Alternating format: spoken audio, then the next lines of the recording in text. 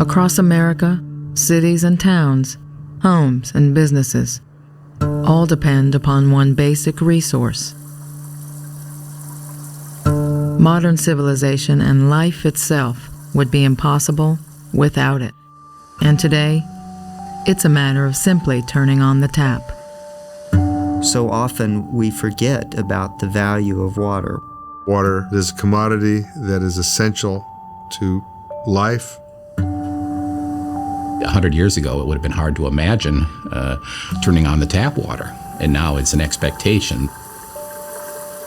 Over 300 million people live in the United States, and each person uses an average of 100 gallons of water every day.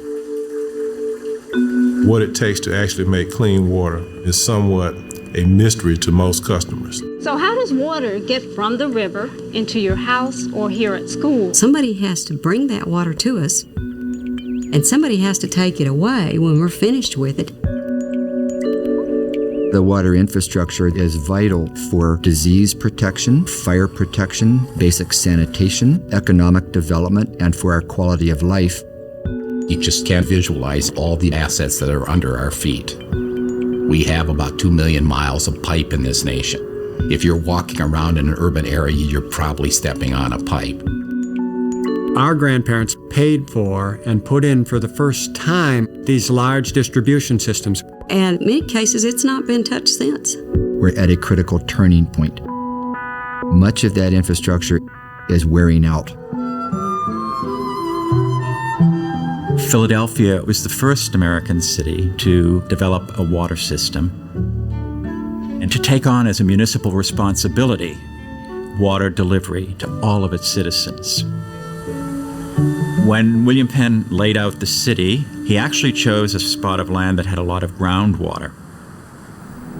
However, by 1730, 30,000 people lived within the first 7 blocks of Philadelphia next to the Delaware River. Well, 30,000 people caused filth in the city and polluted their water sources. The groundwater was not potable. And in 1 year, 1/6 of the population died of yellow fever. Now, they didn't know at the time that yellow fever was carried by mosquitoes, but the health issue was major in that first movement to build a water system. So they set out to find the cleanest source of water. Although the majority of Philadelphia's water now comes from the Delaware River, early engineers found that development along the waterfront was causing pollution. So their search led them to the nearby Schuylkill River. Philadelphia developed technologies to pump water from the river into the city, and these technologies established engineering concepts that are still the basis for our water systems today. Europeans flocked here. It was a destination point to see the new world technology. When Charles Dickens visited us in 1840, he was truly blown away by high water pressure on the 4th floor of the hotel he was staying in. Nowhere in Europe had he experienced that. This technology was doing something to support the life and the growth of the city. Philadelphia throughout the 19th century was the major industrial city of the United States. All of these industries used water from this system, and it served as a prototype for many American cities, including Pittsburgh and New York. Our water and wastewater systems really are engineering marvels.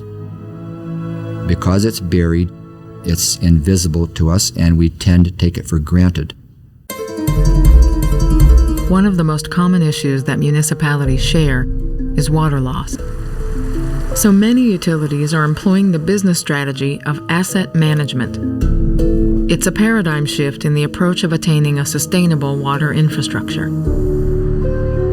It's not construction of new pipelines. We are talking about maintaining, sustaining the infrastructure we have. So we have to also teach our students, the workforce, that there is a new science, repair, renewal, and rehabilitation. That's different from building something new. I named myself the sewer mayor. And I wear that title very proudly because without wastewater infrastructure and drinking water infrastructure, the economy will stop. If we don't protect water, we will be without water. We will be without industry, we will be without jobs, we will be without a healthy economy, and our people will be sick. Infrastructure across this country needs to be addressed, and it needs to be addressed now.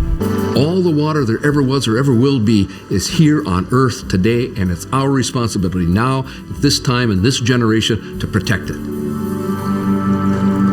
That must be our legacy to the future.